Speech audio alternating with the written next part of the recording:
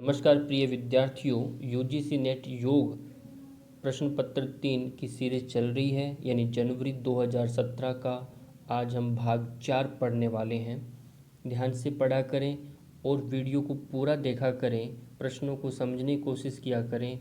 और साथ ही एक और रिक्वेस्ट ये है कि कमेंट करके आप इसमें ज़रूर बताया करें कि आपको वीडियो कैसे लगी, कहाँ सुधार किया जा सकता है। तो आप बिना बताएंगे नहीं, या आप इसको शेयर नहीं करेंगे, या आप इसको सब्सक्राइब नहीं करेंगे चैनल को, तो हमें पता कैसे चलेगा। तो यही एक आपसे रिक्वेस्ट है कि आप सिर्फ कमेंट कीजिए, 10 करें 15 करें लोग तो हमें बहुत अच्छा लगेगा।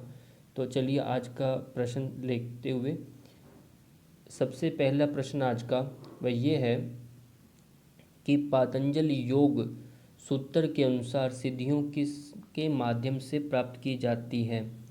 अब हमें ये पातंजल योग सूत्र जो ग्रंथ है उसमें सिद्धियां जो हैं किसके माध्यम से प्राप्त की जाती है वह हमें बताना है। इनमें से कितने विकल्प सही हैं। अब पातंजल योग दर्शन सूत्र में 4 पाद हैं, उसमें चतुर्थ जो पाद है कैवल्य पाद, कैवल्य पाद का पहला ही सूत्र है, यानी चतुर्थ पाद का पहला ही सूत्र कौन सा है? जन्मौषधि मंत्र तपः समाधि जाहा सिद्धय। जन्म, अब जन्म से कोई सिद्धि लेके प्राप्त होता है, या फिर औषधियों के सेवन से, या फिर वो मंत्रों के जप से, या तप के माध्यम से। यहाँ आ गया तप, ये रहेगा बिल्कुल सही उत्तर है। और फिर समाधि जा, अष्टांग योग के माध्यम से वह सिद्धि को प्राप्त करता है। इस तरह से इसमें 3 विकल्प सही है। गलत कौन सा हुआ? 2 नंबर वाला, यह आपका गलत है विकल्प, यानी शक्तिपात इसमें कोई माध्यम नहीं है जिससे हम सिद्धि प्राप्त कर सकते हैं। किसके अनुसार? पतंजलि योग दर्शन सूत्र के अनुसार, ये बात का ध्यान रखना है। अगला प्रश्न जो है आपके लिए, निम्नलिखित में से उपप्राण हमें बताने हैं। इनमें से कितने उपप्राण हैं ये ध्यान रखिए। जब प्राणों की बात आती एक बार आप प्राणों को याद कर लीजिए। यहाँ उपप्राण है तो प्राण वैसे आपके 2 तरह से हैं, एक तो होते हैं महाप्राण, एक होते हैं कि उपप्राण। जिसे हम महाप्राण को स्थूल प्राण भी कहते हैं और उपप्राण को हम सूक्ष्म प्राण भी कहते हैं।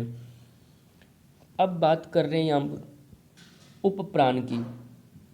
उपप्राण जो है उनमें से नाग है, कूर्म है, क्रीकर, नाग, कूर्म है, क्रीकर है, और देवदत्त है, और धनंजय हैं।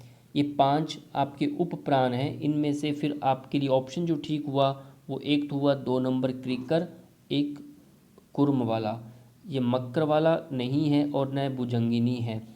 इसलिए महाप्राणों को भी याद रखिए, प्राण, अपान, व्यान, उदान और समान, ये 5 आपके महाप्राण हैं।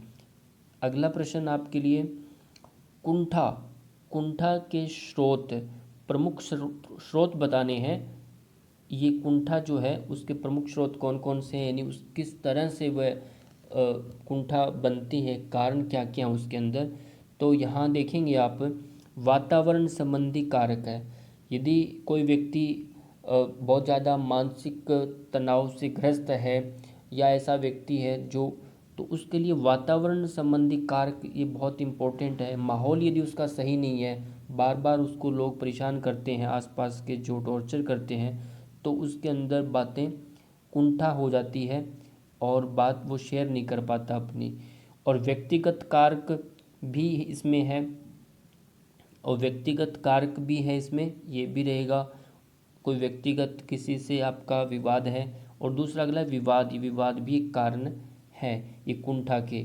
अब सकारात्मक लक्ष्य जो है ये कुंठा के स्रोत में नहीं आता, इसलिए यहाँ आपके कुंठा के स्रोत पूछे गए हैं, तो वो हैं 3 पहले वाले। और सकारात्मक जो पॉजिटिव है, ये लक्ष्य आप करके काम करते हैं तो उसमें कुंठा नहीं होती। कुंठा मतलब एकदम घुटना जैसा, एक घुटन होना, एक उसको बोलते हैं कुंठा। कोई बात आप शेयर नहीं कर पाते या आप बता नहीं पा रहे, तो वो अभिव्यक्ति नहीं करते, न आप क्रोध कर पा रहे तो गुस्सा आ रहा है, तो कुंठित होता है अंदर, फिर वो कोई ना कोई रोग के रूप में बाहर निकलता है, एक एंजाइटी जैसा रोग होता है ये। अगला प्रश्न जो है, अग्नाशय यानी पैनक्रियाज किन हार्मोन के स्राव करती है? ये हार्मोन किन किन का स्राव करती है, हमें इनमें से बताना है। पैनक्रियाज जो है ग्लैंड जो आपका, तो ये एक मिश्रित ग्रंथि है, मैंने पहले बताया है वीडियो में, एक मिश्रित ग्रंथि है। मिश्रित का तात्पर्य है ये बहिस्रावी भी है और अंतःस्रावी है, इस तरह से दोनों प्रकार की ये ग्रंथि है।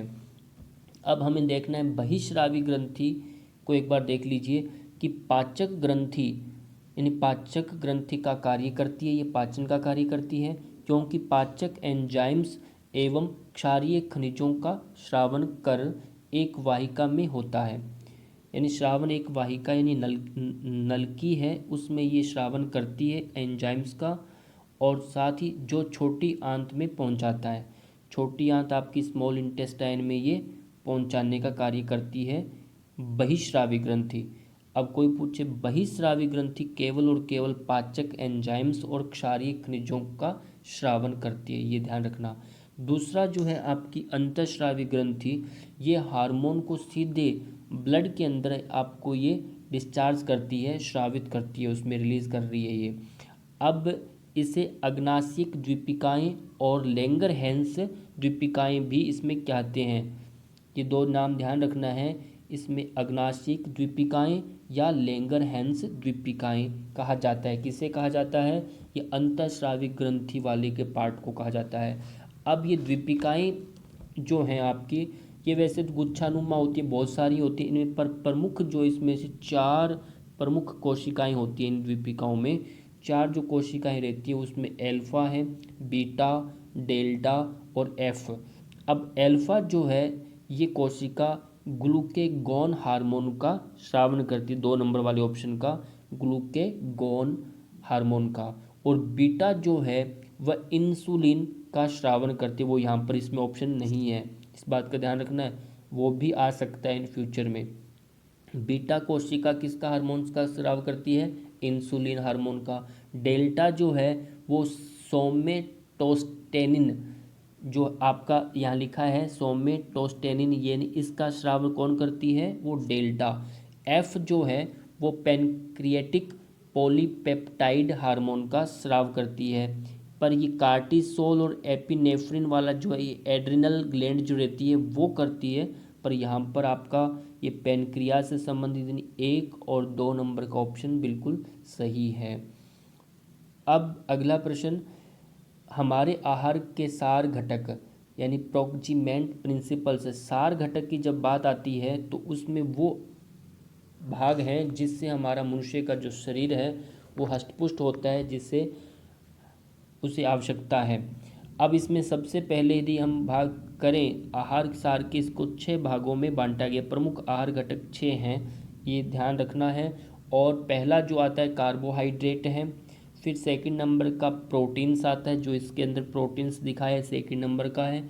फिर वसा आती है, ये आपका वसा है बिल्कुल।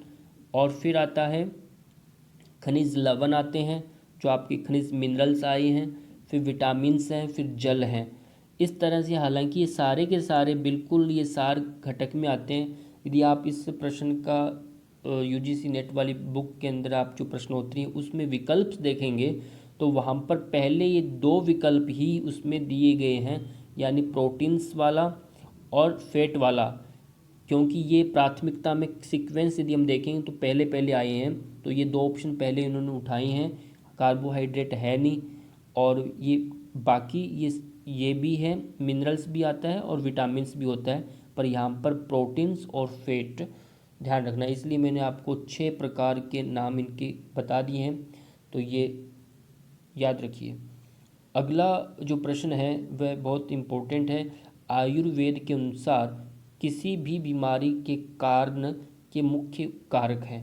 कोई भी बीमारी हो, आयुर्वेद क्या मानता है, उसके 3 कारण मानता है वो कौन कौन से 3 कारण हैं इसमें से हम देखेंगे। पहले तो कितने कारण मानता है मुख्य कारक? 3 मानता है, टोटल 3 है।